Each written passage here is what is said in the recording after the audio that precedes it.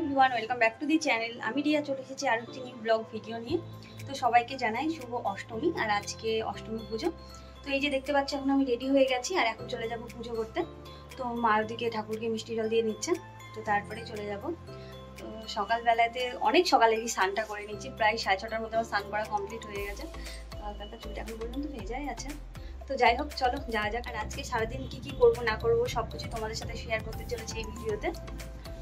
তো আমার এখানে ফার্স্ট টাইম এবার পুজো করতে যাওয়া। বিয়ের পর 2 বছরে আমি বাবার বাড়িতে ছিলাম, আমি কোনো পুজোতে এখানে থাকি না, বেশিরভাগ ওখানে থাকি। তো এবার ভেবেছি আমি সব পুজোতে এখানেই থাকবো, তো পুজোর মধ্যে আর ওখানে যাবো না। তো চলো, আমি বিয়ের আগে থেকে এই অষ্টমীর পূজাটা শুরু করেছি। তবে হ্যাঁ, অষ্টমীর পূজা করতে একটু ভীষণই ভালো লাগে। আর এই যে দেখতে পাচ্ছ আমি এখন রেডি হয়ে গেছি, এটা আমার ফুল লুক। তো তারপরেই চলে গেছিলাম আমরা মন্দিরের ওইদিকে। আর এই যে দেখতে পাচ্ছ আমার যা, আমার শাশুড়ি মা সবাই কিন্তু আমরা বেরিয়ে পড়েছি। তবে হ্যাঁ, এই মন্দিরটায় যাচ্ছি আমি, সেই মন্দিরটা ফার্স্ট টাইম এবার দেখবো। এর আগে কিন্তু আমি মন্দিরে আসিওনি কোনো দিন।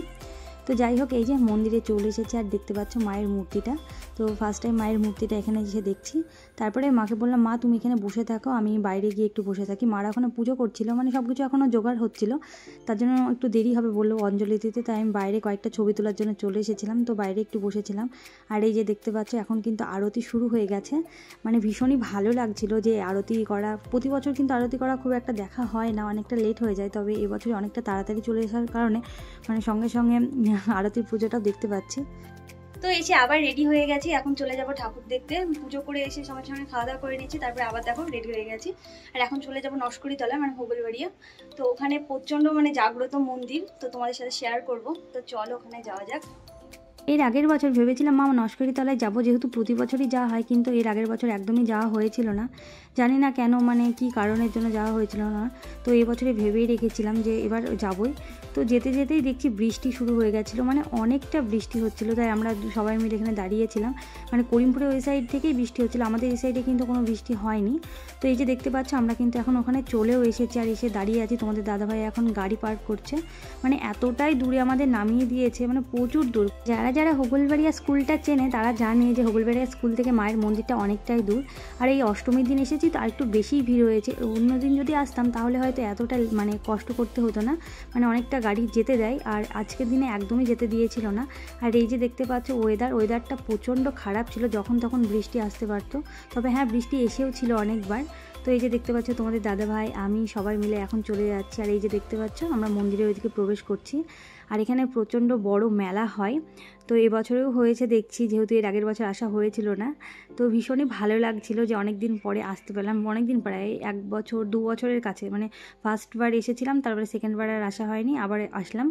তো এই যে দেখতে পাচ্ছ মায়ের মূর্তিটা দেখো, এই মায়ের মূর্তিটা দেখেই কিন্তু একটা অন্যরকম গায়ে কাটা দেয়। এতটাই সুন্দর এখানকার ঠাকুরটা হয়, প্রতি বছরই হয়। আর দেখতে পাচ্ছ কতটা ভিড়, অষ্টমীর দিন তো কিন্তু প্রচুর ভিড় হয়। আজকে বৃষ্টির কারণে হয়তো লোকজন একটু কম দেখতে পাচ্ছি, কিন্তু যাই হোক প্রচণ্ড ভিড় হয়, পা রাখার জায়গা থাকে না, এতটাই ভিড় হয়। পুজোর টাইমে আসলে তো অবস্থা পুরো খারাপ হয়ে যায়। আর তারপরে আমরা মায়ের মন্দির থেকে দর্শন করে চলে এসেছি এখন খাবারের এদিকে। আর তোমাদের দাদাভাই এখন বনুকে আইসক্রিম কিনে দিচ্ছে, যেহেতু আমি আইসক্রিম খাবো না, আমার এতটাই ঠান্ডা লেগেছিল, কয়েকদিন জ্বরের ওষুধ খাচ্ছিলাম, কন্টিনিউ মিনিমাম 7 দিন মতন ওষুধ খেয়েছি। তার জন্য বললাম যে আমি আর আইসক্রিম খাবো না, তুমি একটা কাজ করো, আমাকে ঘুগনিটা দাও, কারণ আমার ঘুগনি খেতে ভীষণই ভালো লাগে অ্যাকচুয়ালি। ঘুগনি তারপরে ফুচকা এগুলো ভীষণ ভালো লাগে, তাছাড়া অন্য কিছু অতটা ভালো লাগে না। আর এই যে দেখতে পাচ্ছ ওখান থেকে আমরা চলে এসেছি আর একটা মন্দিরে। এই মন্দিরটা আমরা যাওয়ার সময় দেখছিলাম, তখন একটু বৃষ্টি পড়ছিল বলে এখানে আর থামিনি, ভেবেছিলাম যে আসার সময় থামবো। আর এখানকার মূর্তিটা জাস্ট দেখো, দারুণ করেছে। এখানকার মূর্তি বলতে মায়ের মন্দিরে পুজো হয়েছে, প্লাস এখানে যে থিমগুলো করে না, সেই থিমটা হয়েছে। তো চলো সেটাই তোমাদের সাথে শেয়ার করি। আর এটা হয়েছিল নাটনাতে যত সম্ভব, জায়গাটার নাম। আর এই যে দেখতে পাচ্ছি এখানে পুরো জগন্নাথের থিমটা করা হয়েছে, দুর্গা ঠাকুরের মূর্তিটা দেখো একদম জগন্নাথ করেছে, এতটাই সুন্দর লাগছিল। আর দেখো উপরে ডেকোরেশনটা দেখো, আরও সুন্দর লাগছিল। তো চলো আজকে দুপুরবেলায় যা যা করলাম সবটাই তোমার সাথে শেয়ার করলাম। রাত্রে আর একটা ব্লগ আসতে চলেছে, আর ছোট ছোট ব্লগই শেয়ার করবো, বেশি বড় ব্লগ ভালো লাগে না।